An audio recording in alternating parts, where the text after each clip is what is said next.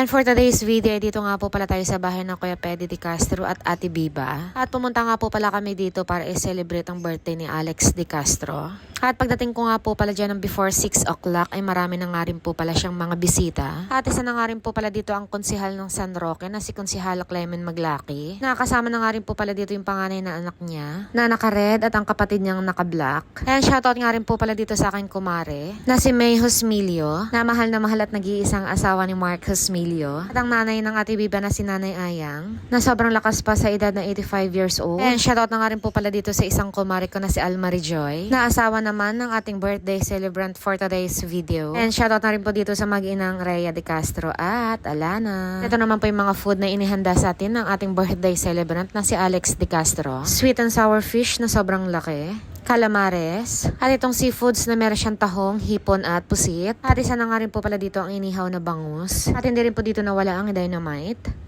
Pansit na Mickey Bihon, adobong manok, at itong kinilaw na hindi pa ako sure kung fish po ba siya or pork. At syempre meron din po tayong bit-bit dito para sa ating birthday celebrant. At hindi rin po pwedeng mawala ang inaabangan ng lahat ang lechon baboy. Pagdating nga po pala niyan, ay binuksan na nga po pala yan ng ating birthday celebrant nang masimulan na para hiwain.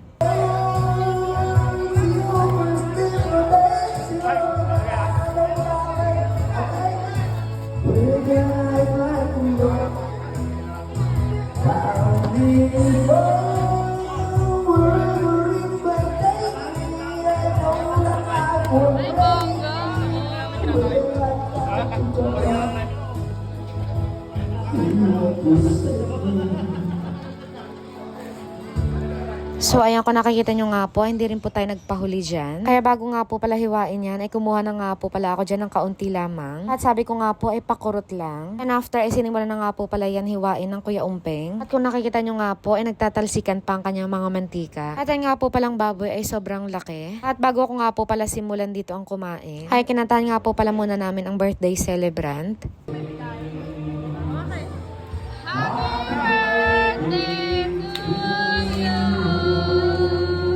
At nagpakuha nga rin po pala agad dito si Marga at Aliyah ng cake after namin kantahan yung birthday celebrant. At sa sobrang dami ng handa ay hindi ko nga rin po pala alam kung anong kukunin ko at kakainin ko dito. Pero ang una-una ko nga pong kinuha dyan ay ang sweet and sour fish, inihaw na bangus, at yung seafoods naman po na kinuha ko dyan ay ang tahong at ang pusit.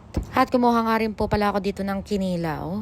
At kung napapansin nyo nga po ay kaunti nga lang po pala ang kinuha natin dyan dahil medyo busog pa nga po pala ako ng oras na yan. At kumuha nga rin po pala ako dyan ng isang pirasong calamares. At nagpas nga po pala muna tayo ng rice dyan for today's video. At hindi ko nga rin po pala pinalagpas dito yung damong dagat or tinatawag na seaweeds. At ito na nga po pala yung mga pagkain na kinuha natin. At sobrang tagal ko na nga rin po pala hindi nakakain itong seaweeds. Kaya sobrang namiss ko yung mga ganitong pagkain. Dahil last kain ko nga po pala niyan ay nung nasa probinsya pa ako. At sa mga hindi nga po pala nagiinom, ay meron nga rin po pala sila ditong pwedeng libangan. Tulad po na itong pulpulan. At napansin ko nga rin po pala itong inaanak namin na sobrang titig na titig, nakala mo ngayon lang kami nagkita. At ito nga po pala si Alwin na anak ng ating birthday celebrant na sobrang pogi na isang buwan na lang antayin ay mag-iisang taon na rin po siya. And shoutout na nga rin po pala dito sa mag-asawa na bagong dating, si Alvin De Castro at Aprilyn. At bagong dating na din na si Ate Ann na isa din po siya sa magiging singer natin for today's birthday.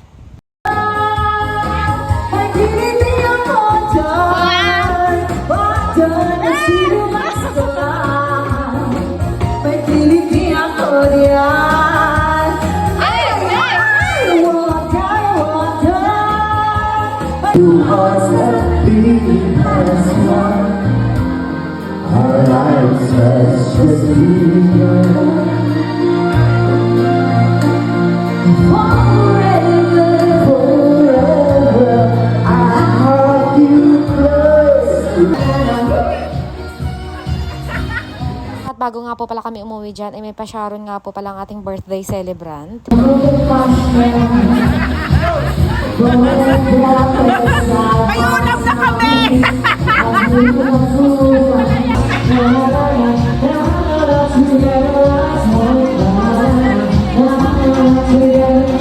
Sobrang nag-enjoy at nabusog nga po pala lahat ng mga bisita dito.